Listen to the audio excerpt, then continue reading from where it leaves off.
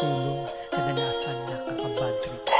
Hindi ako makatulog, lagi na lang gabi-gabi kahit na matay mahapdi, kahit na di nagkakape, kahit na nakahiga na tapos pikit na ang mata, parang hindi komportable. Tihaya man o padapa malamig na nung mainit, maingay man o tahimik, tumatakbo pa rin ang isip, parang gising na naghihit. Kinakausap ang sarili, tinuturo ang tama't mali hanggang sa mga matay lumuluwag ka pag umikit. Gumaganang utak kung kailangan ng pahinga, doon pa ako tumatalino tapos nakakabobo pa. Buong araw nakakupot, nakatayo, pagod na pagod at nilalabanan ang antok, tapos paghiga na wala bigla, nakakabigla, gabi-gabi na lumalala, kaya puyat ulit pa ulit-ulit. Gising ba talaga ako? Isa lang itong panaginip, dilat hanggang sa magdamag, kada umagay puro hikap.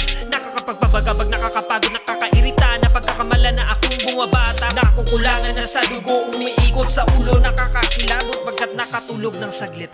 Nagising dahil biglang binangungot, nakakatakot na ulit na matulog, tapos biglang madapa o mahulog, masunog o di kaya ay malunod, o di kaya ay didilat na di gagalaw, o gagalaw na walang pananaw.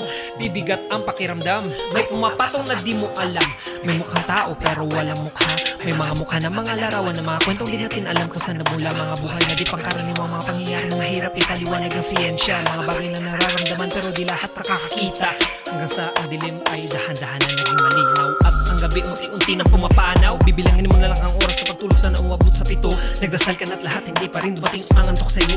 Sige, babangon na lang pagkat marami pang dapat gawin, maraming beses na hindi ka nakatulog ng mahimbing, mamayang gabi na lang ulit ang sarap ng hindi na magising, dahil habang sa kamalayan ang utak ay unti-unting naaaning, kahit na anong pumasok ang isipan nakakapraning, kahit na anong kababalaghan nakakarating sa isip na ilusyonado masyado na gusto ko nang tapusin.